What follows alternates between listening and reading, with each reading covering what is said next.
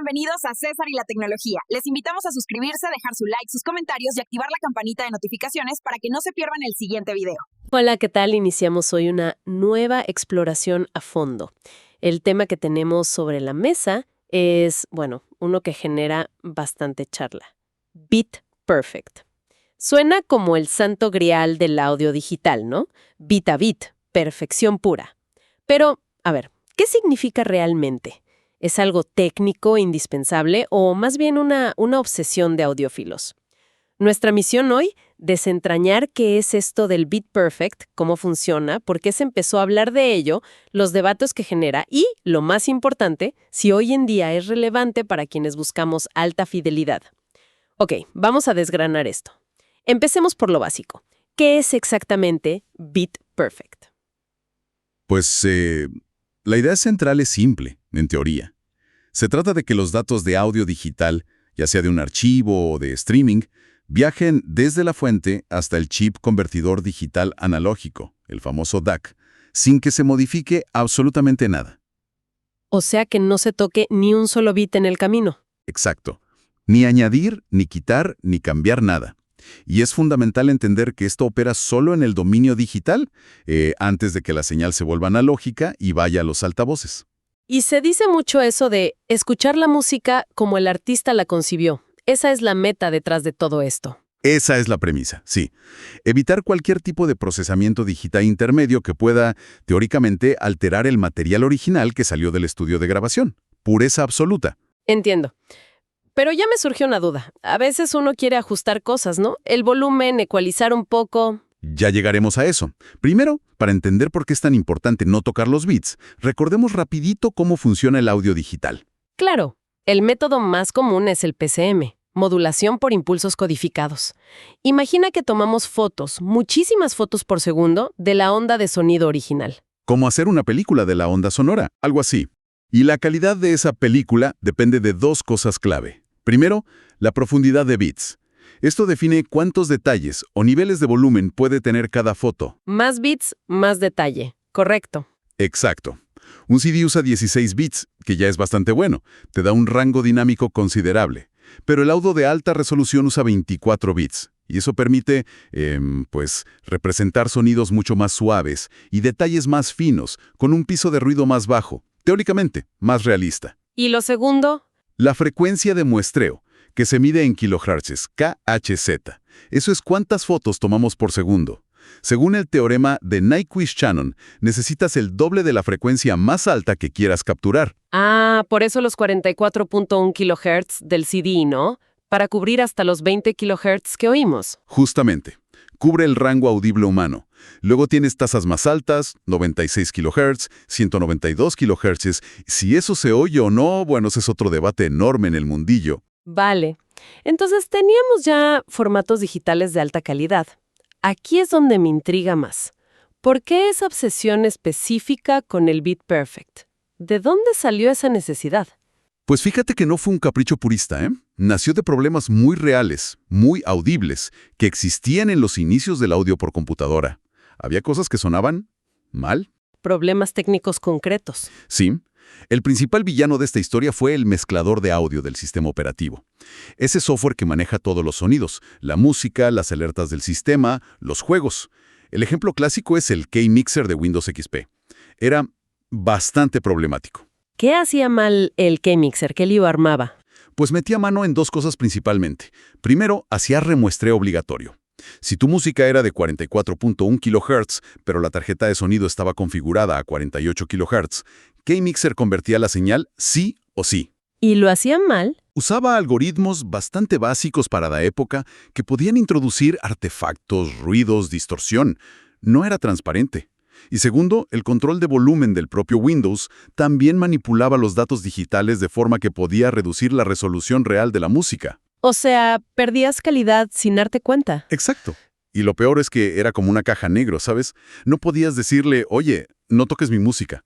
¿Pasaba por ahí sí o sí? Entiendo. Así que el Beat Perfect nació como una especie de bypass, ¿no? ¿Una forma de saltarse al K-Mixer y a otros mezcladores problemáticos? Precisamente. Era una necesidad técnica para llevar los datos puros, los bits originales, directo al hardware, al DAC. Luego, bueno, la cosa evolucionó. Pasó de ser una solución técnica a una filosofía, casi. La búsqueda del control total, la paz mental del audiófilo de saber que nada interfiere. Y hoy en día, si alguien quiere asegurarse de tener esa cadena Beat Perfect, ¿qué necesita? ¿Sigue siendo un dolor de cabeza? Es más fácil que antes, definitivamente, pero todavía requiere un poco de atención. Depende de la plataforma y del software que uses. Empecemos por el software de reproducción. ¿No vale cualquiera? No. Necesitas reproductores que soporten lo que se llama modo exclusivo. Esto básicamente le dice al sistema operativo, quítate de en medio, déjame hablar directamente con el DAC. ¿Como cuáles, por ejemplo? Hay varios conocidos. Roon, por ejemplo, está diseñado para ser BitPerfect si no activa su procesamiento DSP. En Windows, FUBAR 200.000 es muy popular, pero hay que configurarlo bien, con los plugins correctos. Y en móviles, sobre todo Android, apps como UAPP, USB Audio Player Pro, son casi imprescindibles porque traen sus propios drivers. Drivers. Eso suena a configuración más técnica. Sí, especialmente en Windows. Es clave elegir el controlador adecuado. Hay que evitar los viejos como Direct Sound, porque esos sí pasan por el mezclador de Windows. ¿Y cuáles sí sirven? Lo estándar hoy es Wasapi, pero en su modo exclusivo. Ese modo permite saltarse el mezclador. Otra opción muy usada en audio profesional y por muchos audiófilos es ASIO. ASIO. Me suena de equipos de estudio. Exacto. Ofrece una ruta todavía más directa al hardware, con muy baja latencia. Pero necesita que el fabricante del DAC proporcione drivers ASIO específicos. Entiendo. La idea es usar software y drivers que digan explícitamente modo exclusivo o ASIO para puentear al sistema operativo. Y varía mucho entre Windows, Mac, Android. Sí, bastante. Mac OS e iOS suelen ser los más sencillos. Su sistema de audio, Core Audio, maneja esto bastante bien. Si la app lo pide, entra en modo exclusivo y ajusta la frecuencia de muestreo automáticamente a la del archivo. Conectar un DAC externo por USB suele funcionar sin más, BitPerfect, de forma natural. ¿Y Windows? Windows requiere más trabajo manual. Tienes que ir a la configuración del reproductor y seleccionar Wasapi exclusivo o ASIO. Además, es recomendable desactivar cualquier mejora de audio que ofrezca Windows en sus paneles de control y poner el volumen del sistema al 100%. Al 100%. ¿Por qué? Para evitar que el control de volumen digital de Windows altere los bits. La idea purista es controlar el volumen después, en el dominio analógico, en tu amplificador. Vale. ¿Y Android? Mencionaste que era más complicado. Droid ha sido el patito feo históricamente. Su mezclador interno solía remuestrear todo, a menudo a 48 kHz, sin preguntar. Aunque las versiones más nuevas de Android han mejorado esto, el ecosistema está muy fragmentado. ¿Qué significa eso? Que depende mucho del fabricante del teléfono, de la versión de Android. La forma más segura de tener BitPerfect en Android, sobre todo con DACs externos por USB, sigue siendo usar esas apps especializadas como UAP, Hy-Vee Music o Neutron Player, que traen sus propios drivers para saltarse las limitaciones de Android. Ok, queda claro el panorama para lograrlo. Parece que la meta es pureza, pureza, pureza. Pero antes dijiste que había una tensión. ¿Hay casos donde romper esa perfección bit a bit es, incluso deseable? Y aquí es donde la cosa se pone interesante y, para algunos, herética. Entramos en el terreno del DSP, el procesamiento digital de señal. Son alteraciones deliberadas de los bits. O sea, dejamos de ser BitPerfect a propósito. Exacto, pero con la intención de mejorar cómo suena la música al final en nuestros oídos. Es la gran paradoja. Suena contradictorio. ¿Me das ejemplos? El más obvio, el control de volumen digital. Si ajustas el volumen en tu reproductor o en el sistema operativo, estás cambiando los valores numéricos de las muestras. Técnicamente, adiós BitPerfect. Pero es súper útil poder bajar el volumen desde el ordenador o el móvil. Claro, y aquí viene el matiz. Los algoritmos modernos de control de volumen digital, especialmente los que trabajan con alta precisión interna, 32 o 64 bits en coma flotante, son increíblemente buenos. Si atenúas una señal y, digamos, 24 bits dentro de un procesador de 64 bits, la pérdida matemática de información es minúscula. Imperceptible. Muy probablemente por debajo de lo que el oído humano puede detectar. Muchos ingenieros y expertos consideran que un buen control de volumen digital moderno es transparente. Aunque el purista del BitPerfect te dirá que nanay, que volumen siempre al máximo en digital y a controlar con la perilla analógica del ampli. Entiendo. ¿Otro ejemplo? El remuestreo, o resampling. Cambiar la frecuencia de muestreo de un archivo, por ejemplo, de 44.1 kHz a 96 kHz. A veces no queda otra si tu DAC funciona mejor a una frecuencia fija diferente a la del archivo. ¿Y eso también degrada? Depende enormemente de la calidad del algoritmo que uses para hacer esa conversión. Un algoritmo malo, como los de antaño, sí podía introducir artefactos. Pero los algoritmos modernos de alta calidad, como los que usa el motor SOX, que es muy famoso, hacen un trabajo tan bueno que en pruebas a ciegas es prácticamente imposible distinguir el archivo remuestreado del original. Vaya. Y había un tercero que mencionaste. Algo de añadir ruido. Ah, sí, el dithering. Este es fascinante. Consiste en añadir una cantidad muy pequeña de ruido, de forma controlada e intencionada. Añadir ruido para mejorar el sonido. Es así que no lo entiendo. Parece una locura, ¿verdad? Pero es fundamental cuando reduces la profundidad de bits. Imagina que tienes un máster de estudio a 24 bits y quieres grabarlo en un CD, que es de 16 bits. Tienes que recortar información. Exacto. Si simplemente truncas o redondeas los bits sobrantes, se crea un tipo de distorsión digital muy fea, llamada distorsión de cuantificación, sobre todo en los sonidos muy bajos. El dither lo que hace es reemplazar esa distorsión estructurada y desagradable por un ruido muy suave, como un siseo muy leve, que es mucho menos perceptible para el oído. Como camuflar el error con algo menos molesto. Justo. Piensa en las imágenes digitales. Cuando reduces los colores, a veces ves bandas feas. Añadir una textura fina puede disimularlas. El dither hace algo parecido en audio. La regla es aplicarlo solo una vez, justo al final del proceso, si has reducido la profundidad de bits. O sea que tenemos volumen digital, resampling, dither. Herramientas que modifican los bits, rompen el bit perfect, pero que son necesarias o incluso buenas si se hacen bien. La pureza absoluta quizás no es siempre el objetivo final, entonces. Exactamente. Y esto nos lleva al que, para mí, es el mayor desafío a la filosofía estrictamente bit perfect. Y lo más curioso es que este desafío no viene del software ni de los bits. Viene del mundo real, de nuestra sala de escucha. La habitación donde tenemos el equipo, el salón de casa. Esa misma.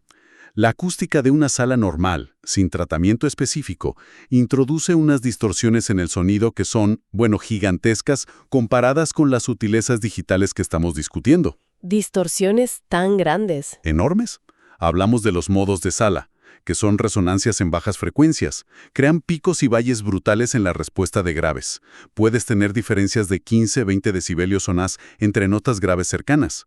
Y luego están las reflexiones del sonido en paredes, techo, suelo, que embarran el sonido, colorean los instrumentos y destrozan la imagen estéreo. Vale, ¿y qué hacemos con eso? Alfombras y cortinas ayudan un poco, pero la solución tecnológica potente es la corrección de sala digital o DSP Room Correction.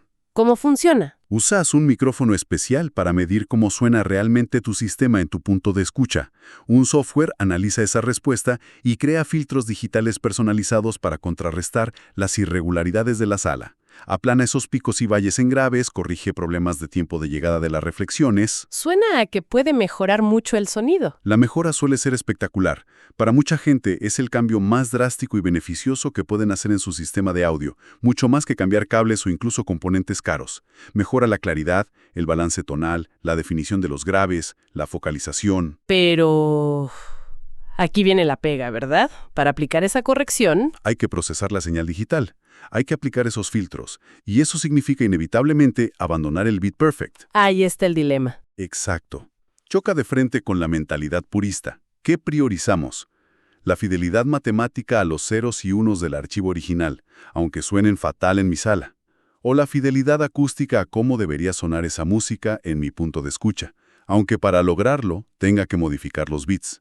Es una distinción clave. Sí, el bit perfect te asegura fidelidad a la fuente digital, al archivo. La corrección de sala busca fidelidad al resultado sonoro final, en tu entorno. Una señal bit perfect puede estar muy distorsionada acústicamente por la sala. Una señal procesada por un buen DSP de corrección, aunque ya no sea bit perfect, puede sonar mucho más fiel al contenido musical original cuando llega a tus oídos. Es un cambio de perspectiva total. Sacrificar la pureza digital teórica para ganar fidelidad acústica real. Visto así, el verdadero perfeccionista podría ser quien usa el DSP de forma inteligente. Esa es una visión que gana terreno, sí, aunque el debate sigue vivo, y muy vivo. Me imagino. En foros, redes sociales. Esto debe ser una guerra santa. ¿Qué se dice por ahí? ¿Cuáles son las posturas? Es un espectro amplio y a veces polarizado.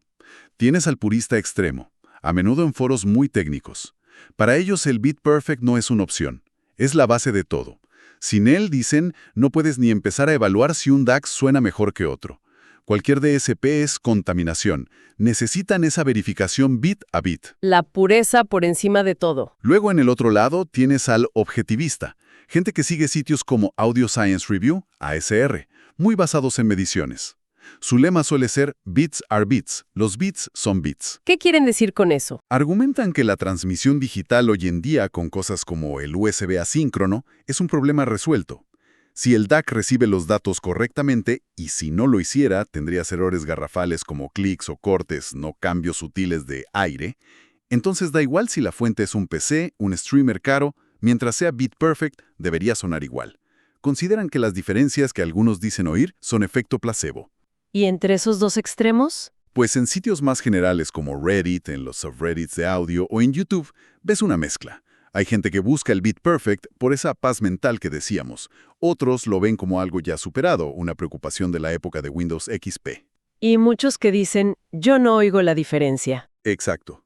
Muchos admiten, con honestidad, que en pruebas a ciegas no distinguen un FLAC de un MP3 a 320 kilobits por segundo, o que no notan diferencia entre usar WhatsApp exclusivo o el mezclador normal de Windows si está bien configurado. En YouTube, además, ves muchos tutoriales prácticos para lograr Beat Perfect, lo que indica que sigue habiendo interés real en implementarlo, aunque sea por si acaso. Vaya panorama. Dos bandos casi irreconciliables. Subjetivistas de la pureza digital versus objetivistas de las mediciones y la audibilidad probada. A ver, si hacemos un balance final, ¿cuáles serían los pros y contras reales del Beat Perfect hoy? Ventajas. Pros. Primero, y es innegable, la integridad de la señal. Es la única manera de estar seguro de que lo que llega al DAC son exactamente los bits del archivo original. Punto. La garantía de pureza. Segundo, sirve como base de referencia fiable. Si quieres comparar cómo suenan dos DACs diferentes o dos amplificadores, tener una fuente Beat Perfect elimina la variable del procesamiento software. Te aseguras de que ambos reciben la misma señal digital. Facilita las comparaciones. Y tercero, lo que hemos llamado paz mental. Para mucha gente, este factor psicológico es importante. Saber que no hay nada oculto interfiriendo les permite relajarse y disfrutar más de la música. Vale. ¿Y las desventajas? Desventajas, contras. La principal, como ya vimos, es la incompatibilidad con DSP potencialmente beneficioso. Te obliga a renunciar a herramientas como la ecualización o sobre todo la corrección de sala, que pueden dar las mejoras más grandes y audibles en una sala normal. El dilema de la sala, sí. Otra es la complejidad o el coste que puede tener. En Windows o Android, lograrlo y mantenerlo puede requerir investigar, configurar, comprar apps específicas. No siempre es trivial. No es solo enchufar y listo, a veces. Exacto. Y finalmente, los beneficios audibles cuestionables. Aquí entramos en el terreno pantanoso, pero la mayoría de las pruebas controladas y las mediciones sugieren que la diferencia audible entre una señal Beat Perfect y la misma señal procesada por un buen control de volumen digital moderno, a 64 bits por ejemplo, o un buen algoritmo de resampling es probablemente inexistente o mínima.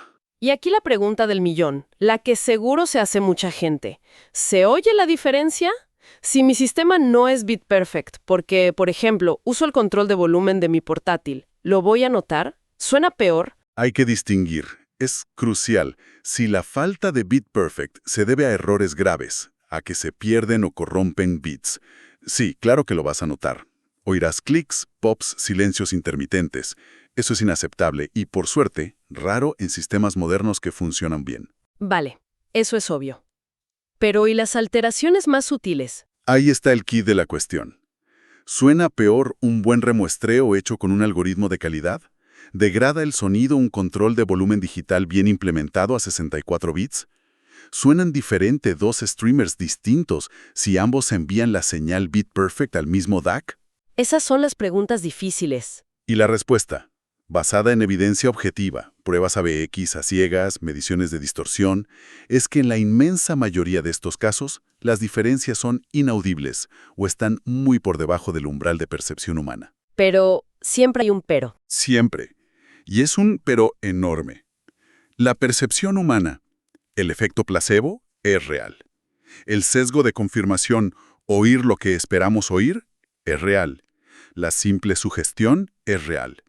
Si una persona cree firmemente que su sistema suena mejor en modo Beat Perfect, es muy probable que su experiencia subjetiva sea exactamente esa, que suena mejor. Y esa experiencia personal es válida para esa persona. Entonces, ¿qué hacemos con todo esto? Alguien que simplemente quiere escuchar música y que suene lo mejor posible en su casa, ¿qué recomendación práctica le damos? Bueno, resumiendo un poco lo que hemos visto, el Beat Perfect nació por una necesidad técnica real, para esquivar problemas que sí eran audibles. Hoy, esos problemas son menores o tenemos mejores formas de evitarlos o corregirlos, como el DSP de alta calidad. El concepto persiste, pero ahora se enfrenta a esa paradoja: pureza digital teórica o mejora acústica real mediante DSP. La evidencia objetiva, digamos, le quita un poco de peso al dogma Beat Perfect frente a un buen procesamiento. Entonces el consejo sería: Yo daría un consejo pragmático, en 3 pasos. usa el Beat Perfect como punto de partida. Cuando montes un sistema o pruebes algo nuevo, configúralo para que sea Beat Perfect si puedes. Te da una base limpia, elimina variables. Es una buena práctica inicial. Empezar por lo más puro. 2. No tengas miedo de sacrificarlo si obtienes una mejora real y audible. Si pruebas una corrección de sala digital o incluso una ecualización cuidadosa para adaptar el sonido a tus gustos o a tus auriculares, y notas que el sonido mejora claramente para ti, en tu entorno, úsalas. Un buen DSP moderno probablemente te dé más satisfacción que aferrarte al Beat Perfect por principio. Priorizar el resultado final en nuestros oídos. Y 3. Confía en tus oídos, pero sé consciente de tus propios sesgos. Compara tú misma. Escucha en modo Beat Perfect. Luego activa el DSP. Importante, asegúrate de igualar los niveles de volumen al comparar. Decide qué te suena mejor a ti, en tu equipo, en tu sala. Al final del día, el objetivo es disfrutar de la música, no cumplir un requisito técnico abstracto. Me parece un enfoque muy sensato. Y mirando al futuro, ¿crees que esta fijación con el Beat Perfect como concepto irá perdiendo fuerza? La necesidad técnica urgente, como la que existía con KeyMixer, probablemente sí. Los sistemas operativos y el software son cada vez mejores y más transparentes por defecto. Pero el espíritu del Beat Perfect, esa búsqueda de fidelidad, de eliminar interferencias, de tener control sobre la señal, creo que eso va a perdurar. Como un símbolo. Exacto. Seguirá siendo un símbolo del compromiso del audiófilo con la calidad. Quizás la discusión se mueva más hacia cómo lograr la mejor experiencia acústica final, ya sea manteniendo la pureza bit a bit o usando inteligentemente el procesamiento digital. El debate evolucionará. Esperamos que para todos los que nos escuchan, esta exploración haya sido útil e interesante. Y como siempre, nos gusta cerrar con una pregunta para la reflexión. Después de todo lo que hemos hablado hoy, ¿dónde creen que reside la verdadera alta fidelidad? ¿Está en la perfección matemática de esos bits que llegan intactos al DAC? ¿O quizá en la precisión acústica de la onda sonora que finalmente vibra en nuestros oídos, en nuestra propia sala? Ahí se los dejamos. Muchas gracias por acompañarnos y hasta la próxima.